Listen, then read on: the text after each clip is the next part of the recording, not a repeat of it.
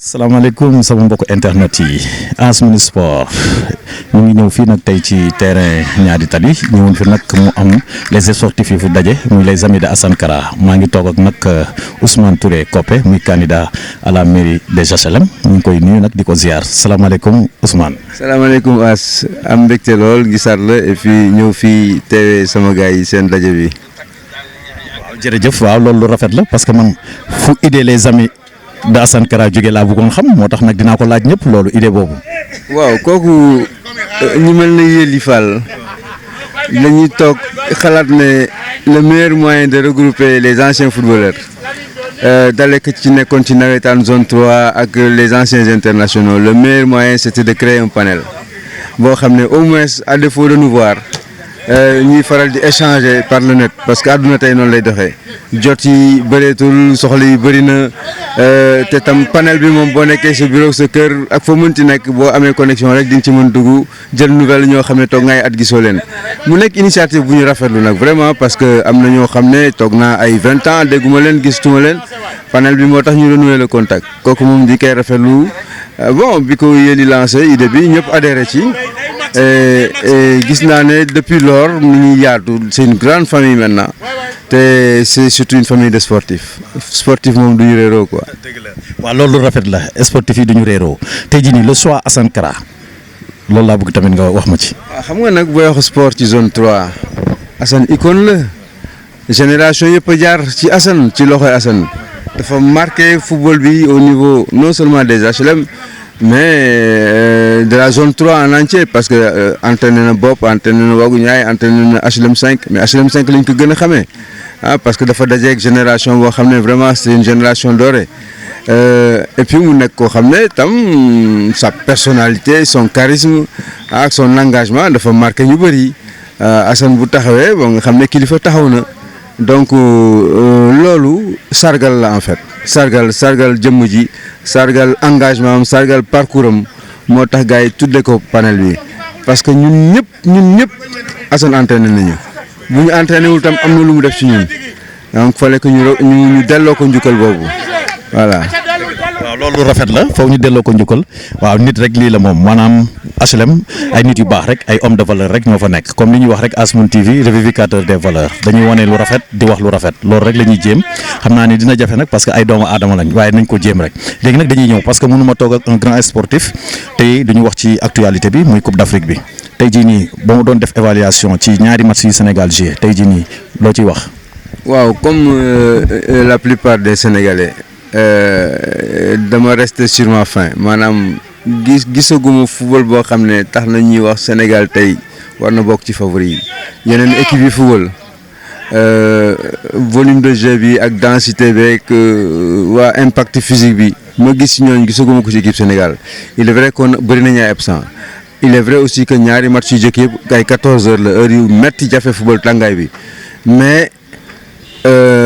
ci structuration football bi ci positionnement nit ñi ak choix des hommes sax yaakaar naa ne war nañ ci gën a mën a góorgóorlu on a du talent dans cette équipe il faut que Aliou Cissé ñeme rek foog mu ñeme dugal leen waaw. waaw dëgg la foofu Aliou Cissé ñeme waaw loolu ki mais sama dernière question rek parce que tey xam nañu candidat nga fële ci mairie HLM tey jii nii boo doon joxe message les habitants de la commune tey nii ban message ngay lancer. waaw bu njëkk bi mooy un message de paix parce que gis nañu fan yi élection yi campagne bi yëngu lool gars yi di dóorante di xeex te loolu dara jaru ko ñun ñëpp Sénégal lañ dëkk te ku nekk da nga jóg pour liggéey kuy liggéey warul di indi jafe-jafe wala ay coow bu bëri donc di appeler population yi à la retenue ñu fexe daal ba yëpp jaar ci jàmm loolu ëpp solo beneen bi mooy. dañ toll foo xam ne mairie yi dafa laaj ñu ko développé mairie entreprise la bu ñu bëggee localité yi développé nañu jiital compétence bu ñu jiital xaalis bu ñu jiital mbokk bu ñu jiital dëkkandoo nañ jiital ñi am compétence yi ak ñu am yéene ñu jox leen mairie yi ñu suqat ko incha allah. waaw. waaw jërëjëf sa kàddu rafet na jërëjëf merci monsieur le maire. waaw maa ngi toog ak rek toujours ñu ngi ci les amis de Assane Kara tey jii nii nag dama koy ziar rek di ko nuyu maa ngi lay nuyu. As delloo naa la nuyu bi di la fay di la gërëm encore une fois pour lii nga ñuy defal nii yombul nag malgré que yow da nga foog ne sa yëf ngay def or que yëfu askan bi ngay def voilà. jërëjëf waaw yëfu askan bi la mooy Asmoon TV rek révivificateur des valeurs parce que tey nii damay ñëw tey gis les amis de Assane Kara di jouer mais Assane bu ñu la tuddee groupe bi lan na la def les amis de Assane Kara. As dama njëkk a tiit nag waaye xam nga tur dafa doy waar boo seetloo man sax du ma dugg ci panel bu lu bari parce que affaire bi ñu def dafa diis trop duñ la jox lépp nga jël lépp. et ku ma xam ne man incarnation partage laay dundee waaw te dafa nekk aussi ci lu ma xam ci lu ma bokk waaw kenn du jaaxle ne lan lañ pourquoi ñu tuddee waa ji affaire bi waaw te ñi ma ko tuddee aussi seen xol lañ ci def yéene bi ci nekk sax mënu ma la ko expliquer waaw. loolu moom lu rafet la yéene bi moom mënoo ko expliquer mais parce que dañu gis les hommes de valeur parce que tey jii nii ay kilifa rek lañu gis ci panel bi ay kilifa. Assane nag loolu bëgg naa nga tojal ma ko secret Assane Kara personnalité bi ngay incarné maanaam tey jii nii man mën naa wax ni bi ma la xamee ba léegi même personne laa gis amul benn changement benn fulla bi engagement bi tempérament bi lépp mu ngi ci yow loolu moom foog nga tojal ma ko. waaw mais As nekk nitee koy mottali nit soo ko nekkee te nitewoo matewoo ko alors ñii ma nekkal nii aussi yow yaa ko wax sax parce que da nga ko ràññee ay kilifa ci nekk te du kilifa yu ndaw fii lu nekk ngi ci biir fii ñii taxaw ci biti nii di waaj a dugg ku nekk ngi fi kilifa réew mi ku ci nekk mu ngi ci biir ci lu ñu may yéene nag te am na loo xam ne lii lu ñu may defal ci suuf moo ko ëpp tur bii ñu ma jox nii ñii uy si nii li ñu bàyyi nit mënu ko expliquer mais xam nga distance jëmm moo koy yëg distance mais xol du yëg distance et ñun loolu moo ñu dal fi am na xam dañu jógee Europe sax ñëw fii di ci affaire bi mais yàlla na yàlla dool tuddee daal As yàlla na ñu yàlla jàppale te fay xol yi nit nag boo ko ne yàlla na yàlla fay sa xol na nga xool kanam gi looloo fi ne waaw dëgg la rafet na maanaam dama koy tënk parce que am nañ benn émission man ak moom boo xam ne moom ci football la moo tax tey moom du ma wax ci côté boobu parce que comme tey jii nii ay benn panel la boo xam ne ñu ngi ko tuddee les amis de Assane Kara ay kilifa nekk fii ñi nga xam ne ay anciens sportifs am na ñoo xam ne ñu bëri fii boo xoolee la majeure partie sax moom moo leen entraîné na leen benn ci man miy toog kon nag hommage à Assane Kara ñu ngi am mbégte loolu toog ak yow parce que saa yu ñu toogee ak yow rek dañuy am friction ci suñu yaram dañuy am benn yëg-yëg bu ñuy am ci yow parce que dañuy xalaat démb te nit moom dafa war di xalaat démb waaw loolu la tey soo ma doon wax tey jii nii boo ci la am loo ci bëgg a yokk loo ci bëgg a yokk tamit nga. waaw boo xoolee ci biir terrain bi ni ñu fiy joué boo xoolee Roger Mendy da nga koy seen ci biir terrain muy joué Roger Mendy icône bu rëy a rëy ngi noonu ci footballu monde bi ak fépp ak réew mi mu ngi ci biir terrain bi fii ku nekk ngi ci biir booboo dafa jógee Kaolack dagga paas ñëw yow li nga bàyyi tey pour ñëw ci lii yow ñi ma woo ko wax nit ñi fii. commissaire Bassirou Dieye ngi nii taxaw fii suuf bi dafa war a dugg jouer ñoom Ndiaye Bass ñu ngi nii Ousmane Touré Coppé ngi nii toog affaire bi ñun ñoo ko def ay faux mais du ay faux As yàlla na yàlla fay xol yi yàlla na yàlla dool sutura waaw. waaw jërëjëf rek damay continuer rek xam naa damay woo commissaire rek. voilà waaw Papa kii Bass. waaw maa ngeeg Bass grand Bass commissaire waaw ñu am mbégte lool toog ak moom xam ni moo ñu yar ndax seetaan nañ ko ba tey tey jii bu ñu ñemee ci football ci ñoom lañ ko gisee mu nekkoon un grand numéro 10 un grand milieu de terrain waaw ak terrain ngelaw waaw moo ñu yar waaw loolu moom mënul ñàkk maanaam nag dañuy ñëw waxtaan rek parce que dañu gis tey jii nii les amis de Assane Kara ñëpp taxaw. mu gis fi les hommes de valeur ay nit ay personnalité tey jii nii looy wax ci loolu. damay remercier ñëpp d'abord ñi nga xam ne ñu ngi ci biir panelu Assane Kara bi yëpp man su ma xasee ba dugg ci biir sax c'est grâce à mon ami Naxe nga xam ne man ak moom ñoo defandoo UASU ba fi ba nekk maag moom on est ensemble chaque dimanche mais Assane Kara dëgg-dëgg soo gisee gaañu aussi également créer ko panel bi c'est parce que c'est un sportif 100% un grand coach. boo xam ne il est là pour encadrer les jeunes et loolu aussi également lu am solo la surtout ci suñu secteur bi zone 3 bi vraiment daf fi bàyyi empreinte am moo tax gaa ñi tu as vu la panoplie de vedettes bi fi nekk ay les Roger Mendy ainsi de suite même le grand Ndiaye Bass bi ngay gis nii kenn dàq ko football ah yow nga ñëw taxaw ay Bobo Camara ainsi de suite Moussa Badiane ah tu as vu moo tax vraiment man je suis très fier ci ñëw ànd ak ñoom ci affaire bi en tout cas Assane daal vraiment suñu mag la suñu grand la c'est un grand coach boo paree dafa social grand bi dafa social lu baax rek lay wax te moom lay def aussi également on est vraiment content de lui. dëgg la waaw loolu rafet la waaw parce que fii moom ay nit yu baax rek a fi nekk kon waxante lu baax rek moo fi am ñu leen di wax rek c'est Asmoon TV révivificateur des valeurs maanaam di wane lu baax di wax lu baax di waaw ak lu rafet tey jii nag dañuy ñëw parce que boo xoolee ak actualité bi am mais surtout sax avant ñuy dem sax ci actualité bi tey jii damay ñëw ci comme message bi nga mën a jox tey jii nii ci panel parce que en général panel li muy regroupé noonu lay xajaloo tey jii nii boo doon jox message ci les amis de Assane Kara ci panel bi. ban message nga leen di lancer. là je dirais que panel bi gaa ñi nañu gën a jàppoo rek nekk benn ba pare il faut qu'il y ait du sérieux et de la discipline ndaxte panel groupe la boo xam ne presque ñëpp bokkuñu jikko mais il faut am ñoo xam ne dañu xool aussi également ci seen morom yi di déglu pour mën a véhiculer un message. panel bi ci nekk ñëpp ñu ci bëri aussi dañuy véhiculer ay message ku ci nekk di wax sa morom lu baax ñu koy jëflante. ndaxte àndu démb la woon moo tax su fekkee gaa ñi répertorié nañ ko ba tey jii aussi également dafay gën a rafet naka gaa ñi gën a rafetal rek man nu mu gën a rafetal rek man vraiment je suis partant waaw vraiment kontaan naa ci gaa ñi daal ñoom ñëpp panel bi yëpp daal vraiment lu baax rek lañ ciy wax surtout y a Pape Sey qui anime vraiment moom itam bu ko kenn fàtte aussi également. vraiment c'est quelqu'un koo xam ne il est médecin. vraiment alhamdulilah c'est que daal une équipe homogène boo xam ne vraiment kaddu yi rafet na léegi dañuy ñëw ci actualité bi parce que équipe nationale Sénégal c'est une deux matchs Coupe d'Afrique tey jii nii ñoo gisee équipe nationale bi actuellement comme par exemple un milieu de terrain pourvoyeur de balle à l'image de Fadiga bi ñu fi amoon en 2002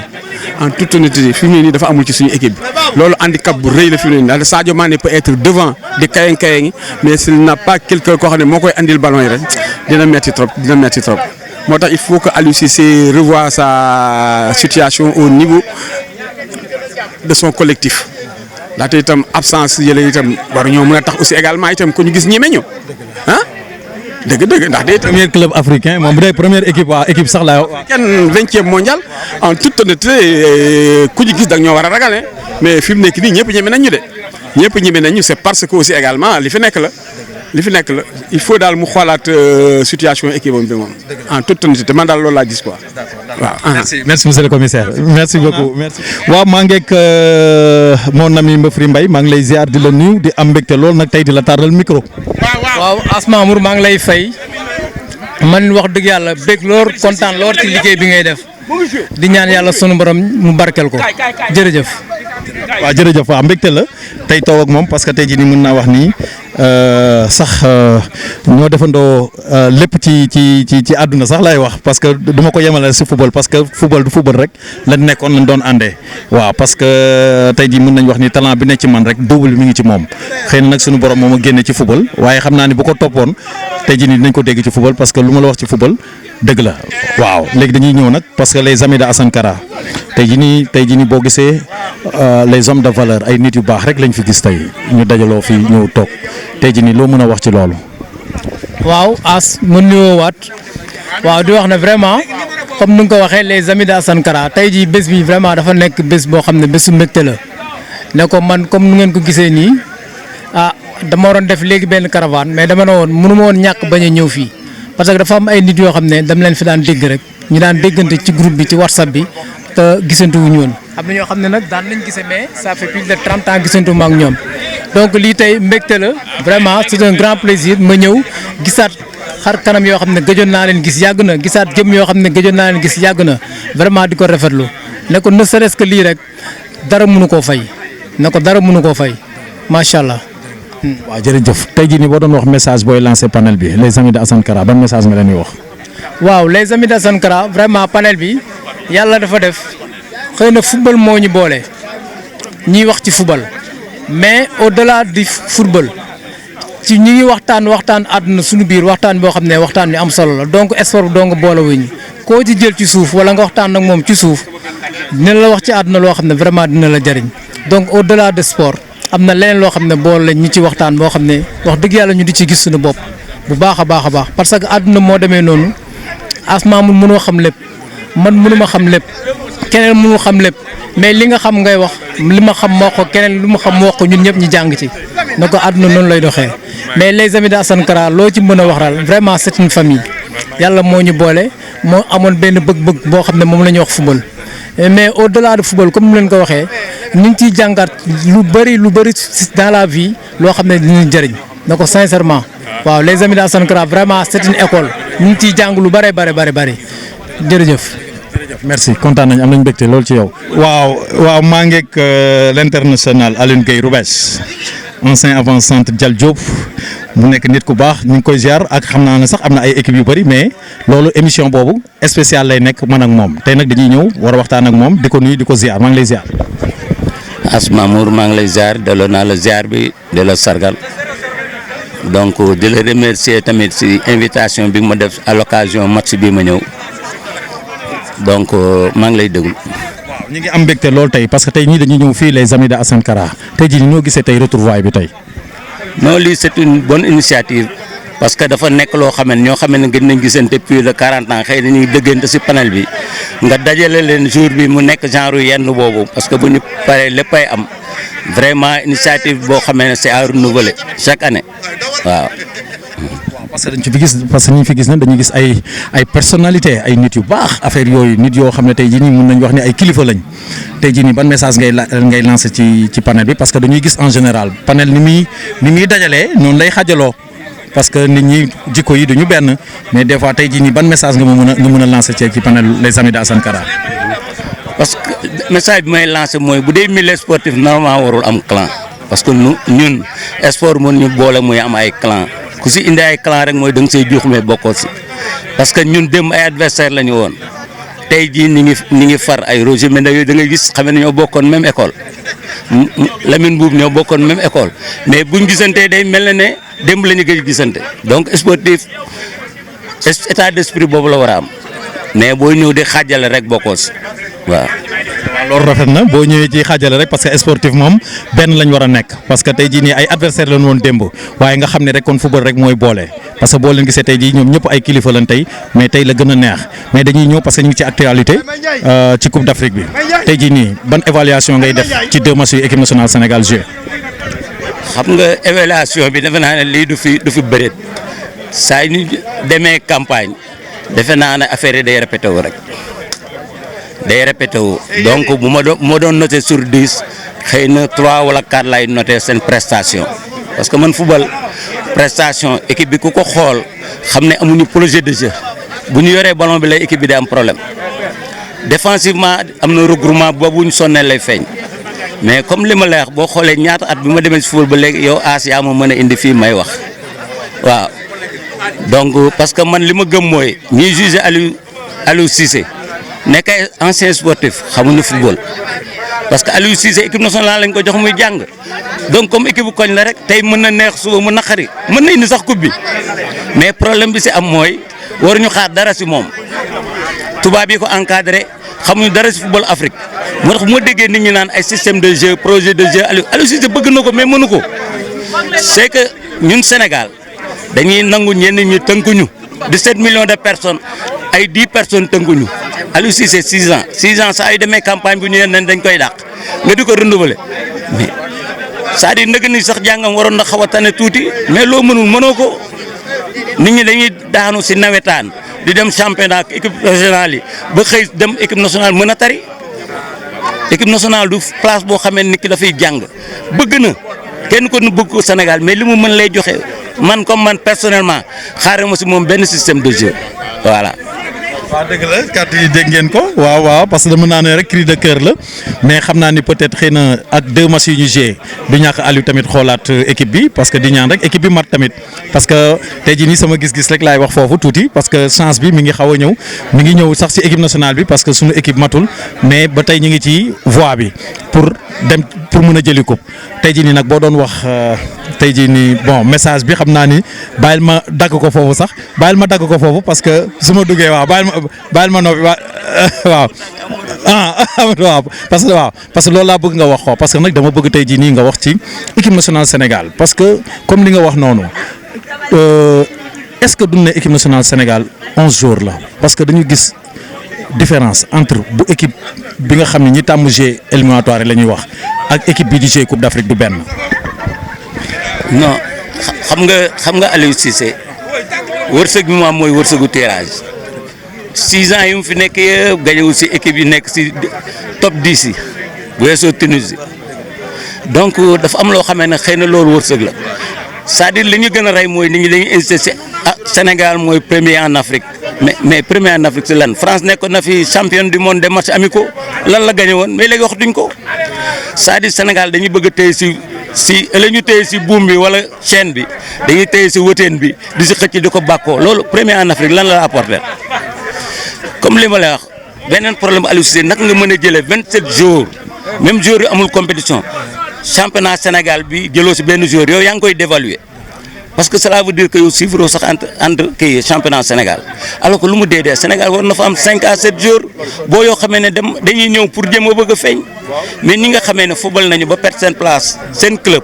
nga bëgg leen relancer amul équipe nationale on prend les meilleurs du moment amul titulaire bi mooy kii au moment bi ngay jël les meilleurs nga war a jël mais kii fii la nekk kii fële la nekk doxalu football bi waaw football dafa am ne boo tricher rek mu feeñ néew ma nag Sénégal du gagné Coupe d'Afrique parce que loolu mën na mais boobu dina jaaxal ñëpp daf ñuy bett ñi koy wax sax gëmuñu ko parce que équipe bu dul football mënoo gagné waaw. dëgg la jërëjëf kontaan nañ leer nga wax. waaw maa ngi ak Anta maa ngi lay ziar. delloo naa la ziar Asba Moul tey moom mbette rek ndax dama xëy demoon reportage ma teel a pare jógee foofu benn interview ak le ministre Mame Mbaye Niang ñu pare nag ma ne balaa ma dem rajo tey dama am invité bu mag muy Kapi Diack ñëpp xam nañ ko ancien joueur ancien number 10 donc il faut que ma jaar fii famille bi ndax ba ma ñëwee bureau daf ma woo démb dama Anta loo def na nga ko bàyyi nga ñëw ma ne ko incha allah ñu bëri woo ma ñëw te loolu laa def te ba ma ñëwee rëccu ma ko ndax gis naa bobo gis bobo nga bobo merci ma fille. waaw. mais tout le plaisir est pour moi. waaw. C'est un réel plaisir pour moi Asma Moul de vous retrouver. De retrouver la famille sportive, oui, les enfants d'Assane Kara et de Djibril Ali Sankaré. De retrouver ma chère fille Anta, oui, la professionnelle vraiment du panel, lui et Salou Faye. Et en l'occurrence vous-même qui me tendez le micro présentement. Mais c'est un plaisir de venir aujourd'hui vraiment pour la postérité, marquer d'un saut vraiment cette journée à l'honneur de notre cher mentor. Notre père Assane Kara. Vraiment. Je suis étreint par l'émotion présentement, mais néanmoins, je tiens à sortir quelques mots difficilement. Et puis, c'est tout à votre honneur. Moi, je vois le travail que vous avez fait. De même que Anta, vous, comment dirais-je, les professionnels de la presse. C'est vous qui animez le panel. Et vraiment, je crois qu'avec ce panel, le football sénégalais peut vraiment retrouver son renouveau, vraiment son véritable contexte. Parce qu'on a notre mot à dire dans le football sénégalais actuellement. Voilà. De ce fait vraiment. waaw dina toog waaw kon ma dem waaw ma yeggale après ma jël la waaw taxaw la may ma rek une minute. pour venir en appoint à ma fille. waaw ma fille à moi que j'adore. d'accord waaw mais ñu ngi ñëw.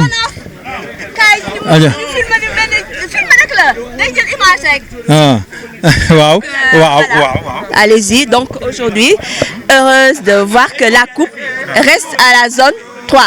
Et elle va chez moi damay yóbbu coupe bi sama kër. Donc voilà. rafet nañ waaw mais rafet na trop waaw parce que tey jii nii xam nañ ni say càmmin rek a fi nekk waaw loolu waaw say nit. waaw yu baax ñu bëgg ma mënuma leen fay ndax ku ne Bobo ku ne Bonof ku ne nu mu tudd ci Abdoul Aziz alhamdulilah sant yàlla donc lu ñuy woote dañ ko war a dëggal waaw comme li ma wax ci njëlbeen ba tey dama jàpp mais sama xol mayuma journée bi am te duma fi teg tànk ma ñëw donc dëgg rek mooy dëgg daal mooy la sympathie morale bi may faral di prôné di ko wax on est une famille suñu nee famille lañu dañ ko war a dëggal dans les actes et dans les propos voilà c'est ce que je tenais à dire. avant ñuy dem ci actualité bi Coupe d'Afrique bi dañuy ñëwaat parce que tey jii nii dama bëggoon nga wax ma ban message ngay lancer les amis de Assane Kara parce que dañu gis ay panel yu bëri ni muy xëccee noonu lay xajalee des fois parce que tey jii nii ci jikko nit ñi ci manque de compréhension bi ci déggin yeeg yooyu yëpp quoi tey jii nag message bi ngay lancer les amis de Assane Kara loolu laa bëgg. sama message du changer du varier je crois que ku ma yàgg dégg ci panel bi j'ai toujours prôné l'union des cœurs le calme. C'est normal qu'il y ait des contradictions parce que famille toujours day am problème Asma mun sa kër yow ak sa jabar wala sa yaay wala seen doom dina am ay xëccoo mais on se retrouve toujours donc l'essentiel mooy toujours dama koy wax faire adhérer fédérer fidéliser gis nga ñun en cours de communication. loolu nag ma koy tojal ci olof. maanaam xëcc nit ñi ñëw mooy faire adhérer mooy ñun cause de football bi combat bi ñu am mooy suñu infrastructure yu ñu bëggal mooy CAN bi ñu bëggal trophée bi ñu bëggal ba benn dëkk du ñu yab ndax boo xoolee dëkk les grands favoris yi ngay gis CAN actuellement yëpp am nañu trophée bu dee Cameroun am na ko 5 fois Égypte am na ko 7 fois Nigéria am na ko 3 fois Ghana am ko 4 fois Algérie ak ñi ci des am ko 2 fois ñeneen ñi am ko benn yoon comme Maroc. kon ñun Sénégal amaguñu dara ñun panel bi loolu la ñuy xeex joxe ay conseils ay suggestions pour que coach bi fiy nekk wala joueurs yi ñu indil ñu suñu CAN ñu am lu ñu tiitaroo ñu am trophée CAN. fédéré bi nga bi bu ma ko waree xayma ci kii mooy ñu booloo te mu doon lu dëgg parce que du ñu nekk ay mag panel bi kenn nekku fi xale. kenn nekk fi xale ñuy doxee comme ay xale yu nekk jardin d'enfants dama koy wax ne am na ñoo xam ne comportement tout petit au jardin d'enfants la ñu am maa ko wax di tongoo di bloqué numéro di romb ba ñu nuyoo loolu daf fi am te loolu mag bu ko defee plus de 50 ans yaa ngi def jëfu jardin d'enfants dañ la ciy bàyyi nag ku ko def dañ la ciy bàyyi te xam ne ñàkk nga xorom mais li ma xam mooy nañu dëggal li nga xamante moo ñu boole parce que c'est le football qui nous unit man su ma neexoon dem bindi politique wala économie mais dama ne déedéet football fair play la dara dàqul l'ambiance l'émotion qu'il y a dans le football la passion tey Algérie day jouer kenn xamul lu xew moo Guinée équatoriale dana gañe du gañe yàlla rek a xam Sénégal bu jouer ñun ñëpp tamit kenn du toog suñu fit yëpp day kii kon nag fidéliser bi mooy ku ci xas ba dugg na nga toog bañ a dem mooy ñett ñi mën a wax naa faire adhérer ñi ñëw après ma ne fédéré ñu booloo léegi fidéliser maanaam na nga nuñ koy waxee fidéliser jàpp ci nag wax dee fidéliser na dëggu waaw nga dëggu fidéliser bi maanaam yow cofeel bi ngay woote ci sa morom ci Asma mun ci Bonof na doon lu dëggu bu ko wax ba pare ci suuf yaa ngi def ay actes yoo xamante ne c'est tout le contraire day dawloo nit wala day xaram nit wala day wàññi nit ndax yàlla tuutilul nit boo koy jéem a tuutil yàlla màggal ko xam nga yàlla ci boppam moo fonk doomu aadama du bàyyi ma yàlla mu njëkk fonk doomu aadama kon boo ko fekkee ci liggéeyam fonk doomu aadama yàlla defal la ko boo ko deful nag bés yàgg di nga am le contraire loo def nit ki rek yàlla fay la ko ñu bàyyi xel ci loolu te xamante ne nañu booloo juboo moo gën yenn tongoo yi ci suuf yenn comportement de tout petit au jardin d'enfants buñ ko bàyyee ci pare am na ñu koy def nag buñ ko bàyyee panel Assane Kara dina dem ba nekk association dem ba nekk ASC nekk club am baat fii ci réew mi man nag ku ma jox cër ma bokk ci communication ndax man loolu rek laa mën côté média ak Salif ak ñoom Mbaye Jacques mën nañ daal lu ñu mën média bi pousse panel Assane Kara voilà man nag je suis chez moi je suis dans ma famille maa ngi ne donc toog je resterai fidèle place bi ma toog du ma ci jóg te kenn du ma ci jëlee fii laay toog la mascotte d'Assane Kara c'est moi la coupe c'est moi. d'accord mais loolu waaw rafet na dégg ngeen ko dégg ngeen li Anta wax waaw non mais léegi dañuy ñëw parce que dañuy ñëw ci actualité bi mooy Coupe d'Afrique bi tey jii xam na ni xam nga football ci football ngay dox comme li nga wax ci sport ngay bind tey jii nii boo doon bind ci 2 matchs yi équipe nationale Sénégal waaw parce que boo doon bind léegi ci d'après les 2 matchs de l'équipe nationale sénégalaise looy bind. Guinée waaw. Guinée. léegi boo ci doon bind tey jii ci 2 matchs yi passé looy bind loo ñu ci wax. On a rendu une copie brouillon, copie médiocre. Et osons le dire, Asmamoun, la dernière fois contre Zimbabwe ne méritait pas de perdre ce match. Parce qu'ils ont été quand même très,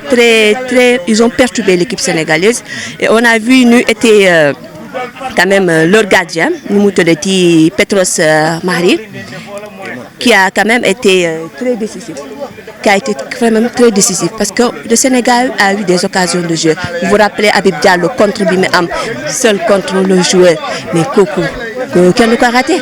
Gagnou contre Guinée. Mais on ne peut pas comprendre jusqu'à présent Ibrahima Mbaye, latéral droit. Mais là, les défense bi. Lan la fay def Moutarou Baldé nekk na Ibrahima Mbaye bon du caagan c'est actuellement ñu ngi joué waruñu déstabiliser équipe bi waruñu ko mais premier match gis nañu prestation bu mu def deuxième match bi mu ngi joué Bologne sax du moins Bologne presque un petit club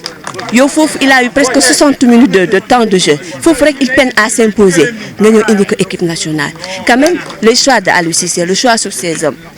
On ne va pas prendre prétexte que oui, on n'a pas eu Koulibaly, Gana Gueye, Pape Gueye, Motor Géounou. Ça n'est pas une excuse, disons-le. Ce n'est pas une excuse. On a frôlé le ridicule sur le match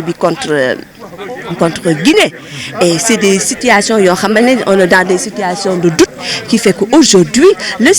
on ne reconnaît plus notre équipe nationale. Mais quand même, il y a le fibre nationalisme qui fait qu'on doit pousser l'équipe. On va jouer contre Malawi. Attention, nous l'avons fait pour qualifier 8e de finale. Mais si nous parlons 8e de finale, on va croiser deuxième meilleur pour F ou le troisième meilleur pour C de finale. Mais c'est pas normal ces coupes brouillons qu'on est en train de rendre. Et même, je vais reprendre les propos de Capidiac, même si on gagne cette coupe, c'est immérité parce que on a une figure pour Sénégal mérite de gagner. Kandi. Beaucoup de gens qui ont soxor wala non l'union est que manque wuti nom li mais tamit on est des journalistes Asmanou la vérité du terrain la vérité des faits sur le papier dañ waxante deug dañ koy wax on est journaliste les faits ont fait que Guinée nous a mis en difficulté Zimbabwe nous a mis en difficulté bu Aliou Cissé wax naan dama bàyyi sal du ban bu ma bëggoon télé xam nga ne président bu yàgg waaye damay laqatu ba ci kanam étude yi moo pareegul master bi yegseegul bu yegg master bi yegsee ba talaa bi pare ma jël réew mi am na ñoo xam ne dama leen ciy génne yow ci nga bokk di waaw yow dama leen génne Sénégal am na ñu bëri dama leen di génne Sénégal duñ fi ñëwati dégg nga Asmamoun donc c'est la vérité des faits nous on supporte l'équipe nationale on supporte l'équipe nationale mais que nit ñi xam mais nag bu ñu fàtte la vérité des faits et du terrain du ballon et elle est là donc contre Malawi ñu ngi ñaan Lions yi nañu redoubler d'effort parce que élimination directe yi bu ñu dajee ay grande équipe comme Maroc Cameroun mi ma gis du baax même équipe yi les moyens ni waaw ils vont nous mettre en difficulté il y a plus de petites équipes nañu def nañ allez les Lions allez Sadio Mané allez tout. Merci waaw maa ngi ak l'international Roger Mendy le premier africain bi nga xam ne tey jii nii mën nañu wax ni moo njëkk a jouer championnat Italie muy nit ku baax di icône ci football Afrique du ma ne Sénégal dama naan sax le monde maa ngi lay ziar. maa ngi delloo ziar le temps que may jël ndox bi. waaw parce que bu ñu seddalu put yi affaire bi du neex quoi. maa ngi ñëw di nuyu waa panel bi yëpp di nuyu tous mes amis sportifs merci beaucoup. waaw ñi ngi am mbégte loolu nag toog ak Roger Mendy waaw muy international bi nga xam ne tey jii nii mën nañu wax ni partout dans le monde xam nañ ko léegi rek ñuy wax parce que ñu ngi ci actualité waaw mais avant may ñëw ci actualité yi damay ñëw ci les amis de Assane Kara tey jii nii noo gisee panel boobu. non panel bi nag xam nga dafa nekk panel boo xam ne c'est vrai man nag intervention ci panel nag mënuma ko damay lire lu bari nag waaye li ñuy sottante xalaat yi en plus nuñ ko tegee dañ ko teg ci teggin waaw dañ ko teg ci yar dafa mel ni vraiment panelu mag kilifa bien organisé. bien organisé c'est très très très bien organisé ndax man ak panel bi neex ñëpp may nuyu gars yëpp di leen sant ñoom ñëpp maa ngi may dégg di jégalu tamit sama intervention yi nga xam ne bariwul nag est-ce que danaa dugg sax yenn saa yi parce que balaa may wax intervention wax dugg waaw li ma dul dugg nag c'est parce que man c'est vrai ñu bari xamewuñu ma loolu parce que. mais du ci panel boobu rek panel yi nga dul dugg bari na. panel yëpp la surtout rawatina bu GIA bi moom du ma dugg moom c'est-à-dire que man xam nga lan la miinu ma loolu quoi man tam miin bu fekkee am na ñu jëpp ñu dajee kii bien que panel bi baax na attention parce que di nga koo gëj a gis di nga ko dégg ci biir da ngeen waaye diw ndekete bi nga fii di nga am sam numéro ba mën ko contacter c'est extraordinaire c'est que man kay man maa féetewoo benn boor boo xam ne rek moom moo dul boor bu baax daal voilà. ñu jégal ma ci loolu nag buñ ma jégalul nag seen affaire la. waaw jégal nañ la du nekk duñ ko affaire oo non jégal nañ la mais dañuy ñëw parce que ñu ngi ci actualité parce que le Sénégal mi ngi Coupe d'Afrique te joué na 2 matchs tey jii nii looy wax ci 2 matchs yi Sénégal football. 2 matchs yi xanaa ñu ñaanal leen fi mu ne xam nga am na koo xam ne dina dundee yaakaar waaye fi mu ne nii ci li nu gis yëpp tey dëkk bi yëpp daa toll ci ñaan. lu tax mu toll ci ñaan boo xoolee équipe yi jot a football yëpp laa wax de am na lu nu wone ba mu des ñun am nañu 4 points c'est vrai que encaissé wuñu bi normalement chapeau damay wax chapeau parce que réalisme am na réalisme mooy que dañuy football encaissé wu bi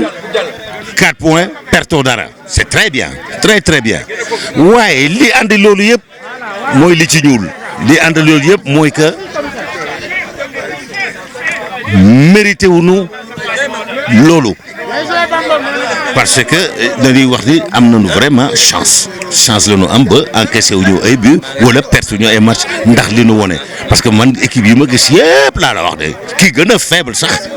ni mu amee possession de balle ak yi muy organiser manœuvre à attaquer vraiment ñun amuñu ko su loolu xaw ma ndax consigne la xaw ma ndax manque de responsabilité des joueurs parce que mun nañu wax lu bari ci Aliou Cissé ah parce que lu mu munti bi demee équipement c'est le responsable de tout des victoires des nuls et des défaites donc am na loo xam ne tamit entraîneur moomatu ko joueur moo ko moom parce que ci biir terrain joueur moo ko moom entraîneur baa ngi foofu di la rectifier mais man bëgg naa boo footballé sax entraîneur bi ngeen dugg mu ñëw daal ne gis ngeen premier mi-temps bi ou tout le match j'ai rien dit parce que vous avez agi en grand des trucs comme ça et tout wax ko mais fii moom entraîneur baa ngay wax public baa ngay wax ñiy reporter ñëpp a ngay wax ñëpp a ngay tiit lan moo ñu dal parce que lii lu ñu yàgg togg la parce que yàgg nañ ko laama-laamee fii yëpp xale yi duñu football man dama ne nañu jël seen responsabilité xam ne lii fo la mais Coupe d'Afrique fo dafa am kii fo la xam naa ñu bari dinañu wax njaago bi lu muy wax ni ci fo ak caaxaan doo ute boo duggee ci biir terrain da nga war a fo ku dugg ci biir terrain da ngay fo bi mooy lan football la football dañu ne football du lan la football du fo la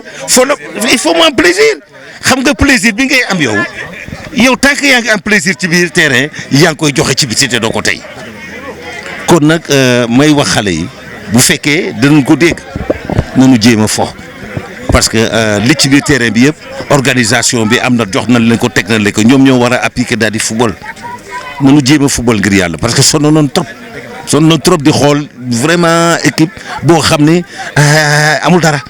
ñun sunu dëkk mooy loolu amuñu dara. waaw dëgg la waaw li mu wax moom lu am solo la mais dañuy ñëw parce que tey jii nii est-ce que ak fi ñu toll nii responsabilité bi buñ ko doon jox parce que joueurs yi ñooy jouer ñoo nekk ci biir terrain bi tey jii nii est-ce que joueurs yi am nañ mental bi nga xam ne tey jii nii mooy jël Coupe d'Afrique. Pour jël Coupe d'Afrique non li ñu wone y a rien du tout ah parce que li ngay wone à la 96e minute ci nga am penalty daal ko fay dugal ak yooyu sur les arrêts de jeu. match bi jeexoon na bu arbitre bi sifflé woon à 92 minutes yaa ngi c'est fini 0-0 la ak beneen 0-0 bi tu vas compter comme 2 points ana doon woone mais fii dafa jarul ñuy nëbbatu wala ñuy jéem a wax dañuy wax lu ñaaw wala ko partout la presse mondiale dëkk bu nekk ñëpp a ngi def ba ñu paree yaa ngi dégg premier deuxième tour bi boobu nga dinañ relater même bu tour yi jeexee ba ñuy dem ci 8e de finale yi on est le seul pays à ne pas montrer du beau football de solidité y a rien du tout. Bien que équipe yi ñu taseel c'était pas la foudre de guerre à part Guinée mais gis nañu Guinée ils sont arrivés ils ont joué le jeu pendant 45 minutes bousculé ñu attaqué ñu ñuy wax Sénégal am na ñuy dégg naa ci yu bëri en plus des connaisseurs du football et après bu ñu jógaatee en deuxième mi-temps on les a bousculé am na koo xam ne da la songo xanaa kooku dana taxaw xiixat tuuti xaar nooyi jël air frais doog la attaqué moment boobu ci ngay doog a dem football xam nañ ko dafa y a des temps forts et des temps faibles mais nag vraiment li ñu wone de c'est tellement préoccupant vraiment dalul xel de lii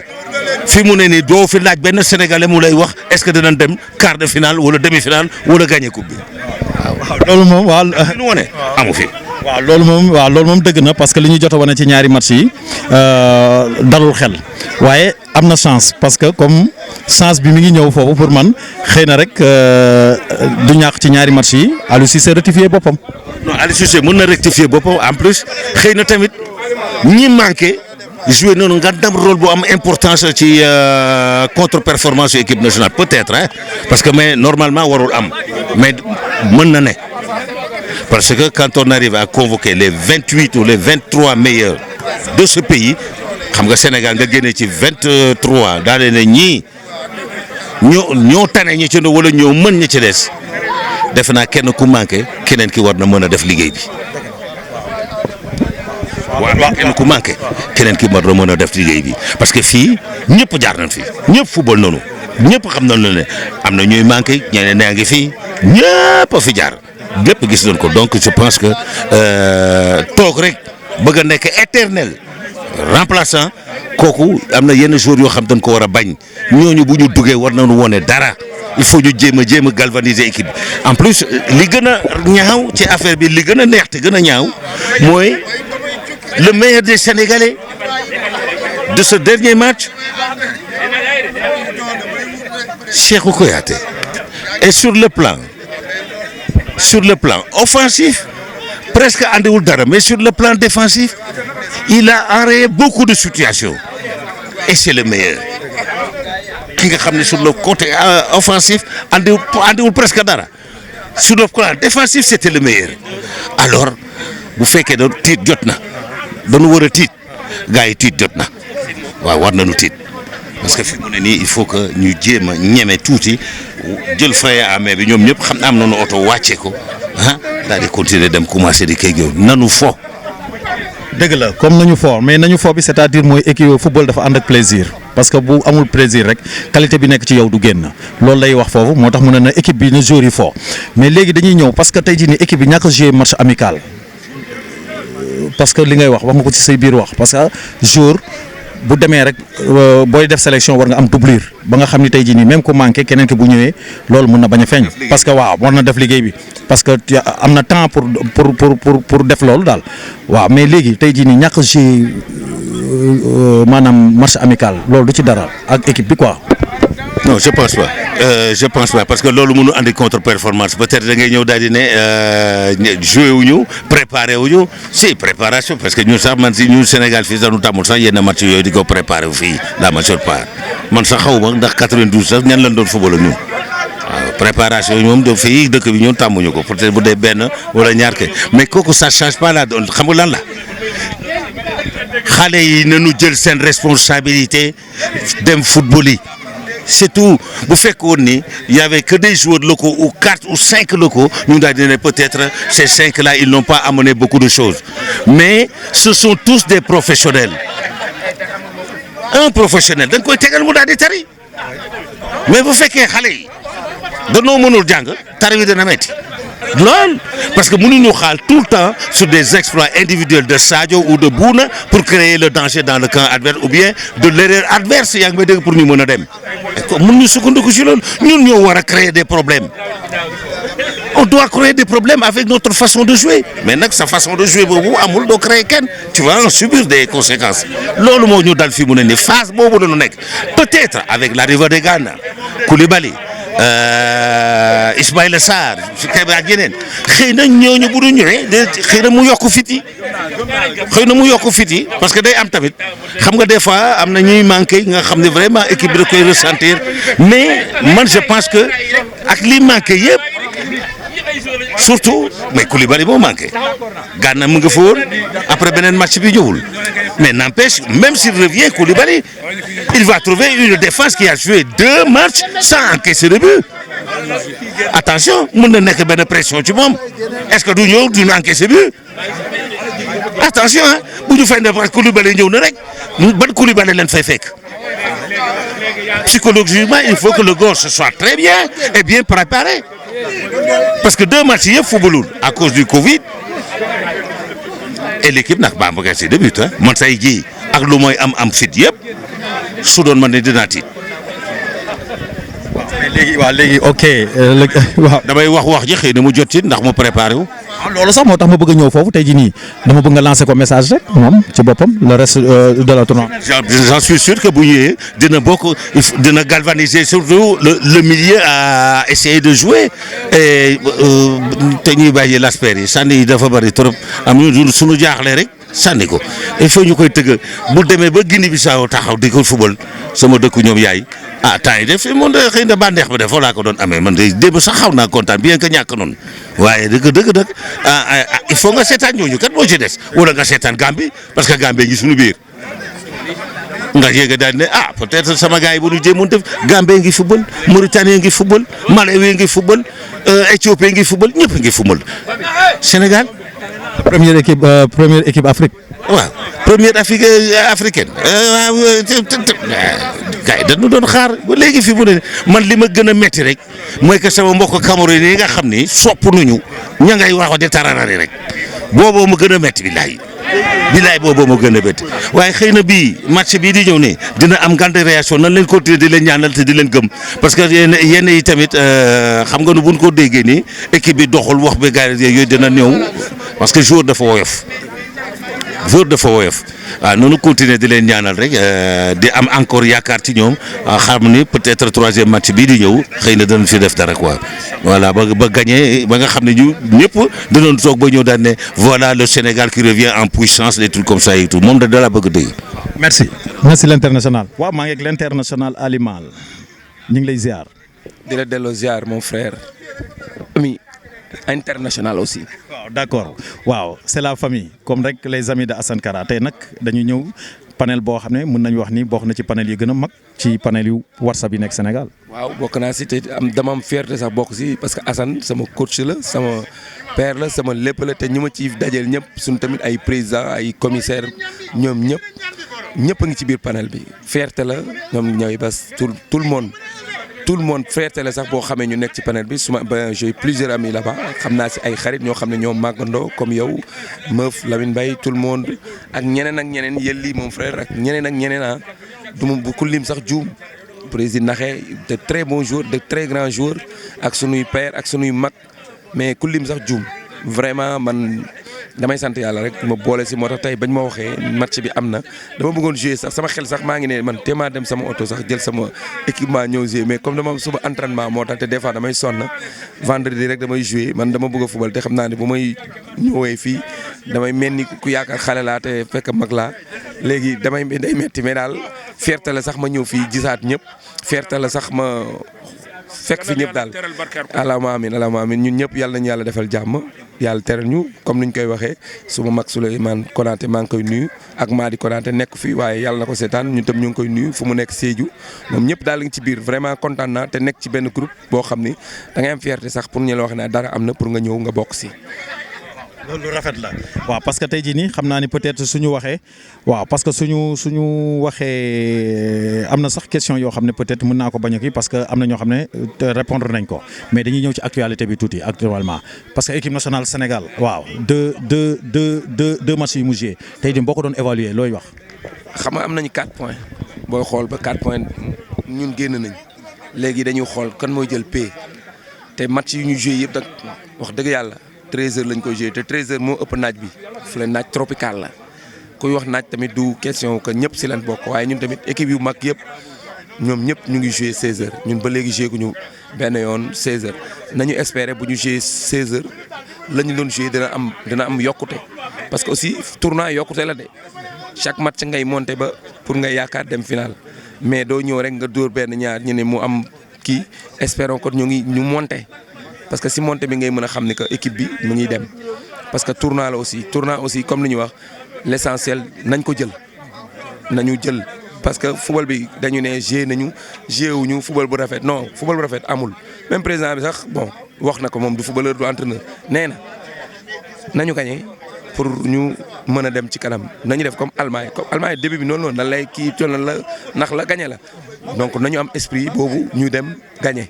parce que gagné daal mooy loo xam ni mooy bégal ñëpp aussi yàlla nañu gagné quoi man loolu laa ñaan. yàlla nañu gagné amiin la ñuy wax waa di wax rek comme noonu la parce que man ak moom sax xaw nañ duru tuuti ci gis-gis ci équipe nationale Sénégal parce que tournoi nga dem te am na leen loo xam ne atu la boo ko amee ci tournoi parce que Sénégal yàgg na jouer def ay match yu rafet bu demee ba si cat ga mu demee neneen waaw kon nag tey jii nii bu ñu xool nañ jouer nañ 2 matchs yoo xam ne boo xoolee am nañ chance parce que chance dafa am solo trop ci tournoi waaw kon nag bu ñu amee loolu nañ sant yàlla rek xam ni comme ni mu wax football dañuy dem étape par étape ba àgg final kon tey ba pare équipe bi matagul parce que souvent ay 16 heures la ñuy nekk wala loolu waaw. keroog 8 absence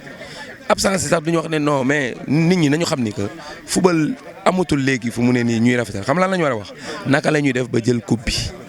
loolu mooy yoon bi parce que football nañu woon ay temps ñu gagné ñu ñun suñuy temps sax dem nañ coupe d'Afrique ñu gagné ñu ne non ay regret la ñu am. L'essentiel c'est de gagner parce que match bi bu jeexee kenn du laajte kan moo football bu rafet kan moo gagné donc nañu bàyyi wax ji di wax ne non équipe bi nii équipe par force dina am ay critiques loolu mënul ñàkk mais aussi nañu am esprit de gagneur faire tout pour gagner c'est ce qui est important et faire tout pour ne pas perdre les matchs aussi c'est important football bi léegi loolu la laaj on veut gagner on va gagner inch'Allah man loolu laa ko jàppee. merci l'international. maa ngi ak le coach Moussa ñu ngi lay ziar Moussa. dellu ziar as international mon frère maa ngi lay ziar bu baax. ñi ngi am mbégte lool. taw ak le grand coach de Renaissance ñu ngi gis résultat yi tamit macha allah parce que ñun bon loolu mënut a ñàkk parce que ñun xam nañ la ci loolu ci rigueur bi ak ci liggéey bi tey jii nii sax dinaa la tooñ sax tuuti parce que keroog maa ngi lay yónnee benn nuyoo bi may def émission ak Assane Ousseynou Sène waaw maa ngi lay kii di la de passage di la nuyu di la ziar di la wax ni mais Moussa nu mu demee noonu day jóge fii dem fële mais fu mu dem rek macha allah équipe bi dañ koy ràññee. non as loolu yow yaa ma ko gën a xam ñun ñoo bokk di taataan ci yéen ñun ñëpp da ngay làqatu rek mais ñun fu ñu ne équipe jox nga ma match amical jàppale ma rectifier wax defeel nii donc loolu dama koy wax tey ñu bëri quoi donc muy yow ak ñeneen niveau zone 3 dañ ciy jàpp fu ñu nekk ku ne indi sa expertise moo ñuy dimbali quoi ba pare tam li ñuy wax rek dañu bokk benn fief boo xam ne donc dañuy roy ci yéen di roy ci ñëpp échange yi moo ñuy gën a dimbali quoi moo tax loolu ñu koy dégg di ñaan yàlla mu continuer. waaw loolu moom amiin dañ koy ñaan mu continuer parce que du ñàkk dinañ def benn émission spéciale ñu ñaa ñëw terrain ba mais léegi dañuy ñëw ci actualité bi parce que Sénégal mi ngi joué Coupe d'Afrique joué na 2 matchs tey jii booy évaluer lan ngay évaluer équipe nationale bi ak ban gis-gis nga gis ba xam équipe nationale bi wane na image pour jël Coupe d'Afrique tamit. waaw gis nga man damay ñëw benn di am satisfaction pour dire que ni fépp lañ may interpeller les gens m'interpellent ñenn ñi nee nañ dañu faral mais ñun dañuy def suñu analyse ci match parce que ay techniciens lañ au-delà ci match environnement ak yeneen ñeneen a ko war a waxtaan te gis naa lépp ci dëkk bi gars yi di ci waxtaan mais man li may njëkk def satisfaction la am boo ko xee na jaaxal nit yi parce que def nañu 2 matchs am 4 points donc qualifié nañ c'est très important qualification bi les gens parlent di wax ci Algérie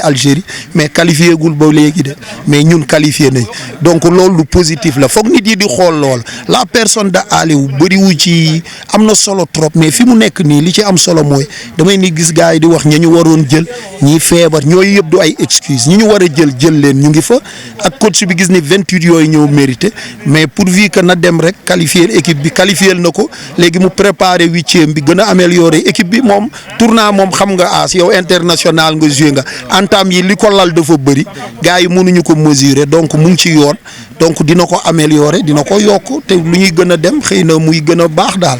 waaw. parce que li mu wax moom bon lu positif la parce que équipe nationale Sénégal li ñu ko laaj mooy ren jël coupe te mi ngi ci voie bi mais tey jii nii parce que dañuy gis comme Aliou Cissé ci côté ay choix des fois quoi moom la gars yi di critiquer waaw ci comme muy wax ci comme ay latéral droit bi Ibrahima Mbaye ay bon ci yooyu yu bëri day am quoi gars yi dañ ciy wax lu bëri quoi ci difficulté maanaam ci ñàkk possession de ballon beeg yooyu yëpp quoi mi ngi ci tamit daal. waaw moom laay wax keroog dafa am lu feeñ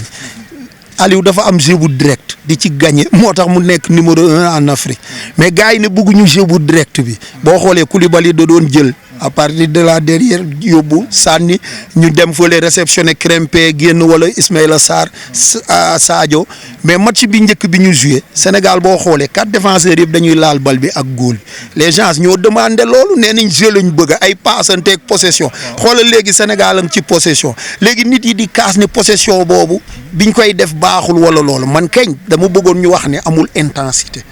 dañu waroon def ci ay 2 touches de balle mu am ay variantes ñu accéléré boo xoolee deuxième mi-temps Guinée bi xaw na génn beneen bi tam les gens demandent que Sadio joue numéro 10 man bu ñu waxee Aliou du leen déglu na leen parce que match bi njëkk bi da ko indi comme numéro 10 waaw léegi bi ñu indee 10 ñun amatuñu loolu ñun foog ñu am benn point 4-3-3 as bi nga fekkee laay wax moom dañ ci juddu nàmp ko di nga ko joué def benn point def ñaar nii ci kaw boo xoolee dugg Pape Gueye dugg gànn bi boobu moo indi Pape Gueye remonté ci kaw ñu trap équipe bi foofu Sadio dellu à gauche nekk excentré Habib ñëw def excentré après mu dugal ko ci digg bi donc yooyu la ñu am si li ñu am nag man de Aliou bu ma dégloo li mu am doon ko def mu jikku moom lay continuer gars yi di casse verticalité bi ñuy wax nag loolu daf ci am solo mooy ñun foog dañu tàmm jéggi liñ mais ñun Sénégal Barcelone yàq nañ mais xool leen Barcelone fi mu toll léegi ak possession bi depuis kañ gagneetul as kenn gis naa la équipe yi nga yor fii sax championnat day am beau jeu da ngay jouer ak yooyu mais lii équipe nationale la résultat lañ ñu laaj donc man dama bëgg a gagner ba pare ak ñu améliorer beau jeu bi doog a ñëw beneen bi yaa ngi may laaj kaawu Ibrahima Mbaye des fois Sénégal ñun ci nit la ñuy fuser ñoom ñoo doon réclamer Diao Baldé tey ñëpp nee nañ Diao Baldé waratul bokk ci équipe mais nag man lenn rek moo ma ci neex te am solo mooy que ni ñun ñuy wax ñëpp Aliou rek mooy jël mooy génnee jour mooy def changement ku nekk nag mën nga joxe critique yi moom du ko bañ mënul ñàkk as gagné nga fu ne ñu critiquer la mais loolu mooy ngelaw laay njëkkee rek da nga ko doxal ñu lay critiquer ñëw naa ay entraîneur lañ yow li ñuy def ni yaa ñu ko gën a xam mënul ñàkk nag li ñuy wax mën nga ñëw tournant as ñaata yoon nga ànd ak joueur motiver ko pour mu dox tey Ibrahima Mbaye doxul mais défense bi ak ñëpp a koy motiver balaa coach bi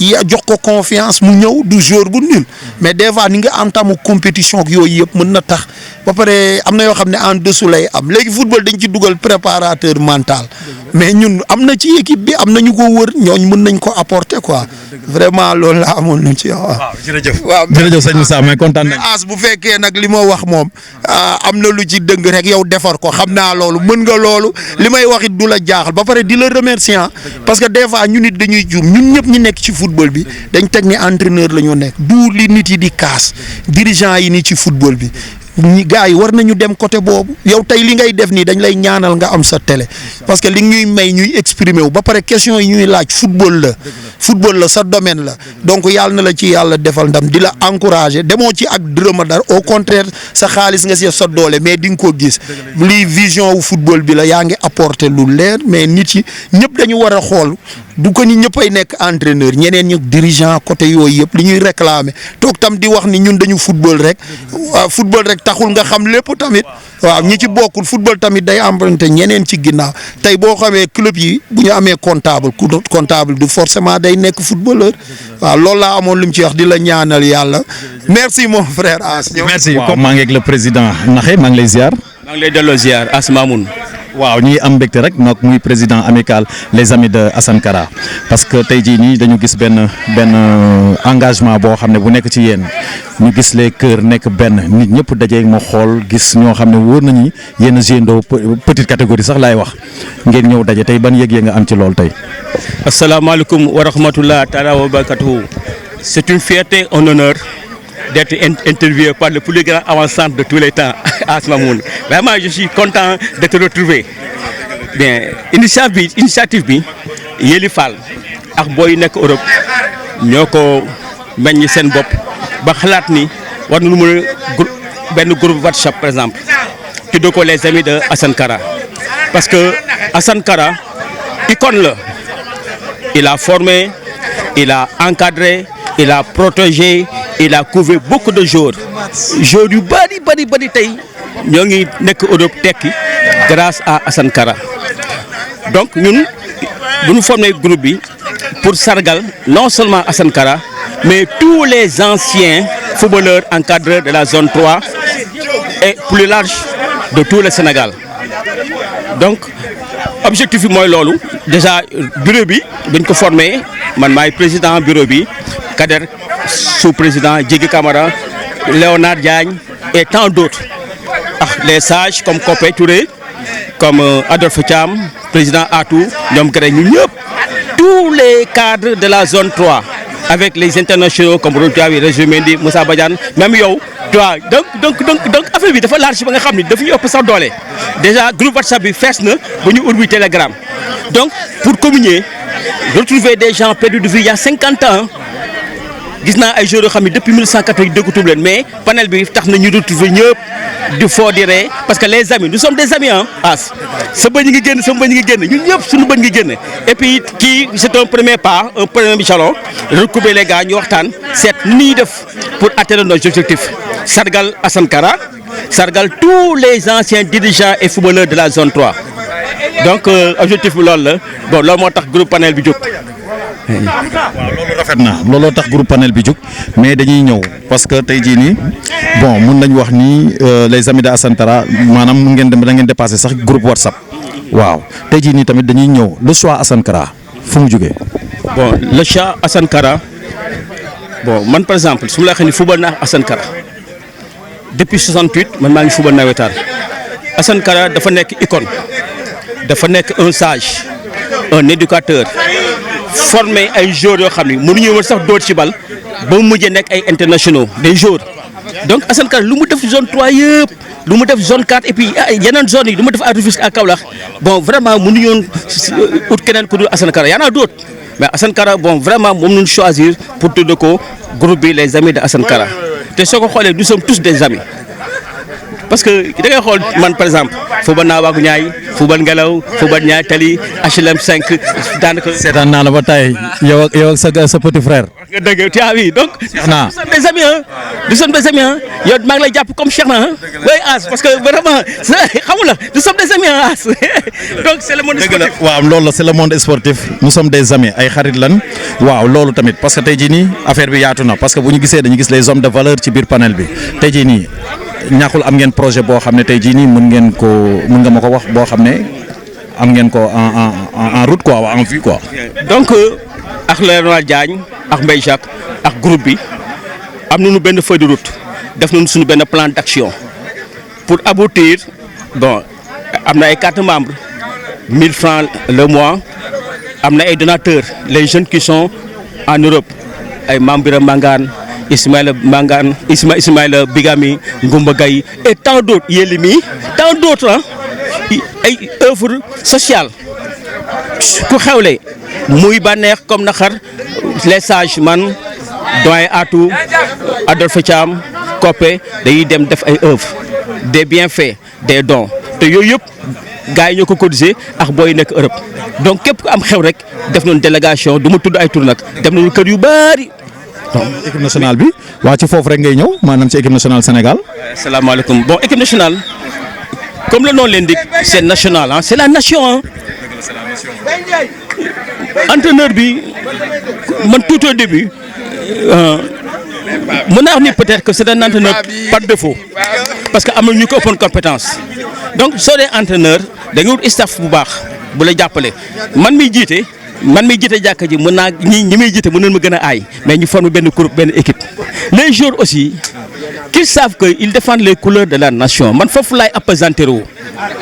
maillot muyee le maillot Sénégal la loolu mooy ci le plan mental quoi. oui le mental damay ñafe parce que Sénégal dafa war am ndam mun ñu fi am chaque année de tout temps meilleure équipe Afrique 3e xam nga mondial te mënuñu am dara mais c'est paradoxal. mënul nekk joueur yi su ñu ñëwee il faut que ñu am ay dirigeants yoo xam ne dañuy wax ak ñoom parce que ñun li ñu am amul fenn dans le monde même maa ngi naan coupe du monde bi passé Sénégal mënoon na ko jël parce que équipe bi ñu amul kenn amu ko mais duñ ko wax boobu moom ñoo ko bokk gis-gis waaw surtout mooy sax damay ñëw sax mooy sunu match ñu nag Japon su ma juumul parce que ñu mën a woon 2-0 premier mi-temps. di mental lu tax ñuy bàyyi mais gaynde Ndiaye mais lu tax ñu tuddee lan mooy gaynde mais il faut que comme yéen yow As Mamoun yow ay Bokandé il faut que ñooñu yéen que plan bi yow mën na la wax équipe nationale nga wax ak joueurs yi ce sont des Sénégalais ou bien ce ne sont pas des Sénégalais il faut que ñu ñafe parce que ñoom ñoo mun ñi ñoo leen mun a Sénégal mu mun équipe bi ay Somalie ay Zimbabwe ngay machine ak ñoom am ay 1-0 yooyu mais booy man loolu moom métti j'ai mal au cœur en tant que Sénégalais j'ai mal au cœur je vous assure ah. oui mais rafet na. parce que tey jii nii cri de cœur rek laa koy waxee parce que tey jii nii ki ma toogal ndaanaan la ci football waaw mun nañ wax ni tey jii nii ni nga ñëwee indi coupe bi waaw ni nga ko indee ni nga indee coupe bi. parce que dafa tombé ñuy wax ci coupe d'Afrique bi di ñaan rek coupe bi ni mu ñëwee yàlla na doon coupe d'Afrique comme ni nga ko ñëwee teg fii waaw loolu la ñuy wax waaw parce que tey jii nii ki ma toogal nii ku xam football la tey royukaay la woon ci ñun waaw seetaan nañ ko ramassal nañ ko ba tàyyi waaw ñu koy wax grand naxe mu amaat tamit beneen frère boo xam ne ñu koy wax Cheikhna Avansane Cheikhna Sangaré waaw mu nekkoon tamit attaquant bu mag a mag joué na GIA sax su ma juumul waa Gorée waaw mu amoon benn qualité boo xam ne moom rek laa ko gis ci monde bi moom ak Trezeguet maanaam ni mu taxawee noonu bal ñëwee mën na ko def une touche ci camp waaw ak centre waaw moom nag grand bi nag dafa mënoon moom yooyu laal joxe beeg yooyu mi ngi ci woon ci moom waaw li muy wax rek comme ci équipe nationale Sénégal waaw parce que tey jii nii boo xoolee équipe buy jël coupe d'Afrique waaw xëy na nag bon on a le temps xëy na pour defaruwaat pour équipe bi mat mais tey jii nii peut-être 2 matchs yi li ñu gis nii ak image bi ñu gis loolu dalul xel waaw dañ leen di wax rek di leen ñaanal rek ngeen bàyyi ci xel ngeen xam ne rek il est temps pour ñu jël coupe d'Afrique parce que tey jii nii li ñu am amul benn dëkk bu ko am parce que tey jii nii am nañu seen mag yu fi jot a jaar muy ñoom Bokandé wax na ko ñoom Omar Gueye Sène Thierno Youm Roger Mendy ainsi de suite ñoom Boubacar Sarr Locotte ñoom ñëpp jaar nañ fi jëluñu coupe kon nag bëgguñu am ngeen am regret bi ñooñu am kon jéem leen góorgóorlu am mental de fer bi pour mën a jël coupe d'Afrique yàlla mën na ko yàlla nañu ko suñu borom defal mais dañuy am contentement rek gën di la wax rek benn message ngay gën a lancer rek si les amis de Assane Kara rek parce que moom xam nga ni cat dafa gaaw te fu mbooloo nekk des fois du ñàkk xam nga kii di xëcc tey jii nii message bi ngay sànni panel bi rek. Donc je lance un appel à tous les participants du panel. Nous avons notre objectif. Chercher les voies et moyens, suivre notre feuille de route, suivre notre plan d'action pour atteindre nos objectifs. Nous avons des objectifs bien définis. Récompenser les anciens footballeurs, les anciens dirigeants. Donc, leur objectif. Mais entre-temps, nous avons des actions, des œuvres sociales, des dons et aides, que ce soit dans le bonheur comme dans le malheur. Bon, vraiment, nous avons gars yi ngi cotiser ñoo ngi jënd carte membre ceux qui sont assesseurs ñoo ngi ñëw en appui donc je lance un appel ñëpp gën ci jàpp voilà vraiment pour atteindre nos objectifs waaw. jërëjëf am nañ ci mbégte xam naa ma bàyyi la rek nga yeggale waaw maa ngi le coordonnateur des amis de Assane Kara Yelli Fall maa ngi lay ziar Yelli. maa ngi delloo ziar mon ami Asma moom maa ngi lay ziar bu baax a baax di kontaan vraiment ci sa teewaay fii ndax yow tam da nga bokk ci ñun. waaw tu fais partie d'un des plus grands attaquants ci lu ñu amoon ci zone 3 am ko aussi ci championnat Sénégal donc yow boo teewee fii couvrir li ñu def nii nekkuloo sa beneen kër bu du sa kër voilà donc da nga génn ci néeg bi dugg ci néeg bi kon sant yàlla ba yàlla may ñu fekkee ko parce que yàgg nañu mbëbët dajale nit ñi fii ñu waxtaan booloo nekk benn ci li nga xam ne moo tax ñu ñëpp ñu xamante muy football bi. waaw dëgg la loolu lu rafet la léegi dañuy ñëw rek di la wax tey jii nii xam na ni yaay initiateur bi sax laay wax tey jii nii fu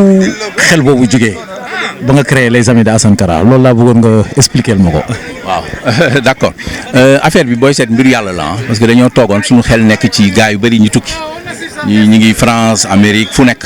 te gisante wuñ koo laaj rek mu ne gëj naa gis diw. waaw dañuy ñëwaat rek mooy comme le choix Assane Kara. waaw donc comme ni ma ko waxee woon Assane Kara c'est lui qui centralise tout moom mooy la personne bi nga xam ne mi ngi fi avant mi ngi fi ci biir mi ngi fi après lépp lu ñu mën a def Assane mi ngi taxaw ku nekk mi ngi lay conseiller di la coacher xam nga donc ku mel noonu lépp looy def sa xel day dem ci moom man saa yi ma fi ñëwee dina am chance dem seeti ko waxtaan ak moom donc sant yàlla ba toujours daf may joxe ay conseils yu baax naka la ñuy dajalee nit ñi ak yooyu donc et puis moom moo ñu bëri fii bu leen coaché wul équipe nawetaan dañ daan dem di ko seeti bu ñu la convoqué équipe nationale la première personne bi ñëw seeti le conseil la Assane Kara la te yow defe naa xam nga si dara képp ku fi mës a nekk international rek seeti na la waxtaan na ak yow kon nañu sant yàlla ku mel noonu ñu am ko fii vraiment mu nekk loo xam ne mbégte la voilà donc et puis ñu rafetlu ko biñ ko ko waxee aussi daf ko rafetlu ne ànd ci ak ñun aussi di ñu si jàppale di dugal ay nit di dugal di génne waaw vraiment loolu sant yàlla la quoi. waaw comme ba tey rek dañuy gën a pousse rek léegi di wax rek les projets des amis de Assane Kara. bon projet bi njëkk bi c'était mën naa wax ne presque réussi nañ ko c'était dajale ñëpp les anciens donc loolu on l'a presque réussi deuxième bi c'était sargal aussi les anciens ñi nga xam ne ñoo doon former nit ñi ak yooyu boobu ñu ngi ci pareeguñu mais am nañu yaakaar ne mën nañu ko réussir xam naa ne ci après parce que bëgg nañu leen décorer delloo leen vraiment seen cër bi nga xam ne moom la ñu moom te ñu bëri xaw ko fàtte donc loolu ñu ngi ci li mooy première pas bi mooy daje bi je pense que c'est presque réussi léegi yooyu ci topp nag après on va préparer ça pour xëy na fii ak été bi di ñëw wala année prochaine voilà pour décorer leen sargal leen quoi waaw. ba tey loolu rafet la waaw dañuy ñëw rek mot de la fin bi laa lay wax rek tey jii nii boo doon wax tey jii message bi ngay lancé les amis de Assane Kara panel bi tey jii nii loo leen di wax. bon xanaa kontaan rek parce que lii mbégte la boo xam ne man kawe na sama njort xalaatuma woon ne nii yëpp dinañ fi teew ba ñuy am ay 3 équipes ak 4 équipes donc yaakaaroon naa dimanche bi ak football bi ñu bëri du ñu am jot mais lii wane na ne que ñun affaire bi gars yi ñu ko gën a bëgg te loolu sant yàlla la bu baax a baax di remercier ñëpp surtout naxe sonn na ci topp moom moo organisé lii ñoom Kader xam nga donc Kulim Dioum ñoom Assane Kara moo fi jiitu jigéen ñi ñoom Fatim ñoo yore woon affaire togg yi ñoom tam ñëw nañ bu yàgg ñi ngi fay taxaw di xaar pour gars yi pare ñu servir leen ak di remercier aussi sama soxna Aïda moom sonn na ci lool jóge ba Washington ñëw amul benn jot mais mi ngi ci taxaw di lu nekk mi ngi def di toppatoo pour lépp mat donc vraiment kontaan nañ lool Jigi Camara tout le monde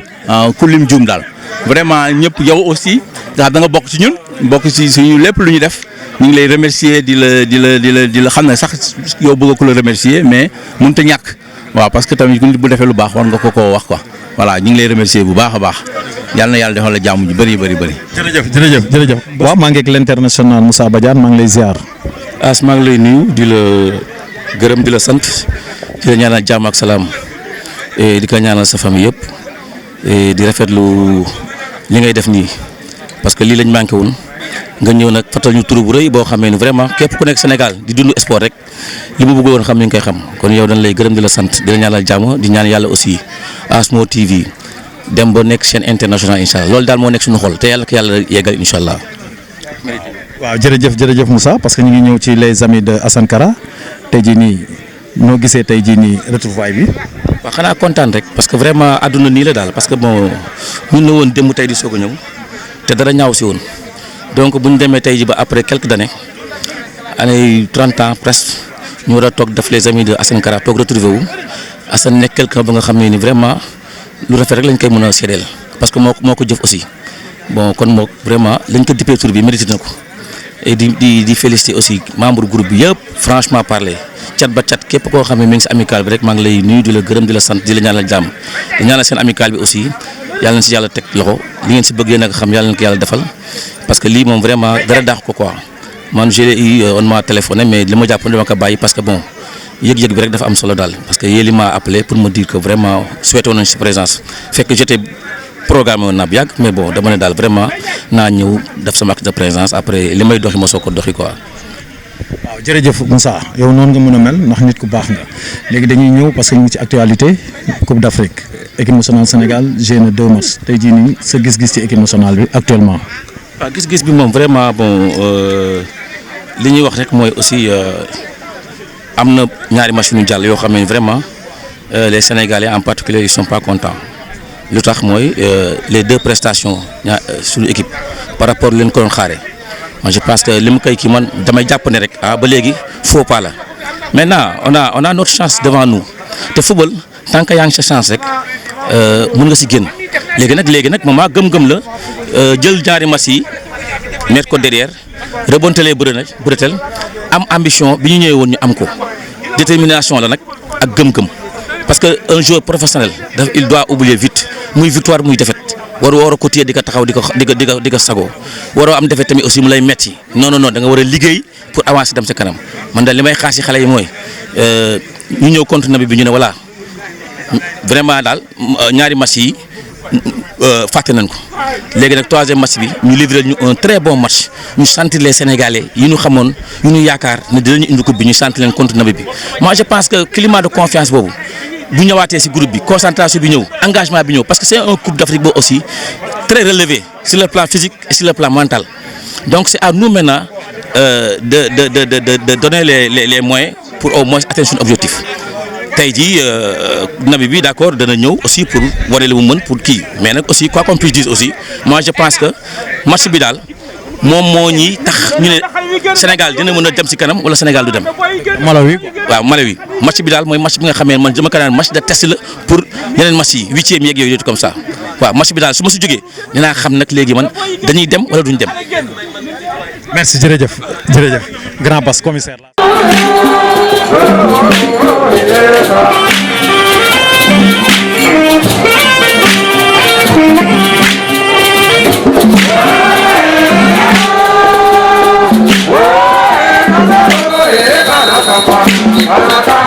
Hey,